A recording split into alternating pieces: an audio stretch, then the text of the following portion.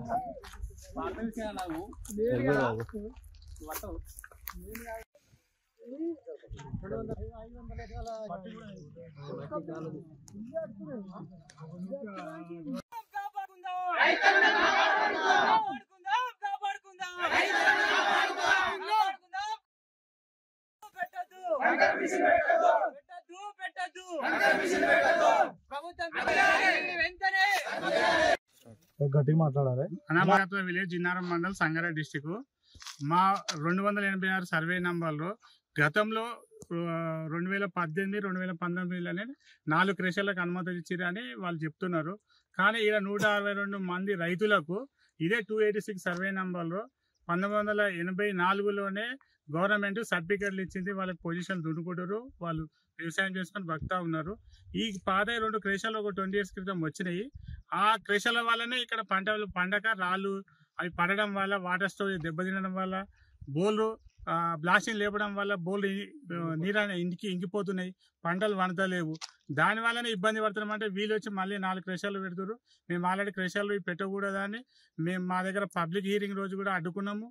మన కలెక్టర్ గారికి, additional collector గారికి వినతి పత్రం ఇచ్చాము, ఆర్డీఓ గారికి ఇచ్చినాము. ఇరిగేషన్ శాఖ కూడా ఒక మొండికుంట. ఈరోజు ప్రధాన అంశం ఏంటంటే మా ఊరు మెయిన్ పెద్ద చెరువులకు వాటర్ రావడానికి మొండికుంట నుంచి మా గ్రామస్తులు ఒక 10 years క్రితం చెక్ డ్యామ్ కట్టి కాలువలు తీసుకొని చెరువులకు వాటర్ రావడానికి చేసినాము. సంగారెడ్డి జిల్లా జిన్నారం మండలం రాళ్లకత్వ గ్రామ ప్రజలము. ఈ సొలక్పల్లి రెవెన్యూ పరిధి మాది. రాళ్లకత్వ విలేజ్ ఈ రైతులము. ఇక్కడ 286 సర్వే నంబర్ చాలా మంది రైతులకు అసైన్ చేసిన భూమిలో గతంలో ఉన్న క్రెషర్ తోటి ఇబ్బంది పడుతున్నామని మనము అన్ని శాఖలకు వినతి పత్రాలు ఇచ్చినాము. అదేవిధంగా కొత్త క్రెషర్లు వస్తున్నాయని ప్రజాభిప్రాయ సేకరణ కూడా మేము అడ్డుకునడం జరిగింది. లాఠీ చార్జ్ దెబ్బలు తినడం జరిగింది. బలవంతంగా 3 సార్లు మేము వ్యతిరేకిస్తే 3వ సారి కూడా మేము లాఠీ దెబ్బలు తిని మా అభిప్రాయాలను తెలపడం జరిగింది. ఇక్కడ మాకు క్రెషర్ల వల్ల చాలా ఇబ్బందులు ఎదుర్కొంటున్నాము. ఉన్న క్రెషర్ తోటే చాలా నానా అవస్థలు పడుతున్నాము. వ్యవసాయము, ఆరోగ్యము, ఇలా ఇండ్లు, మేము పాడి పంటలు, కోళ్ల ఫారాలు ఇవన్నీ ధ్వంసమయ్యే పరిస్థితి ఉన్నది. మేము నాశనం అవుతున్నామని చెప్పేసి 3వసారి ప్రజాభిప్రాయ సేకరణలో మేము విన్నవించుకున్నాము.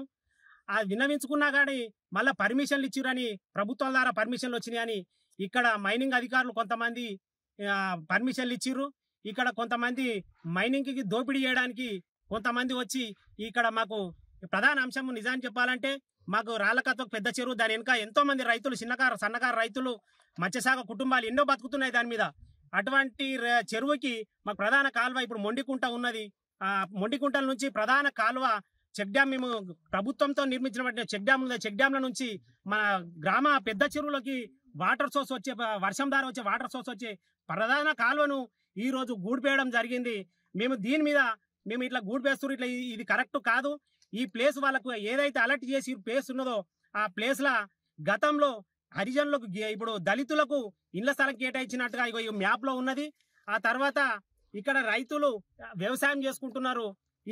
ఇప్పుడు ఇది ధ్వంసం అయితే మాకు మొత్తము చెరువుకు నీళ్ళు వచ్చే పరిస్థితే లేదు. కాబట్టి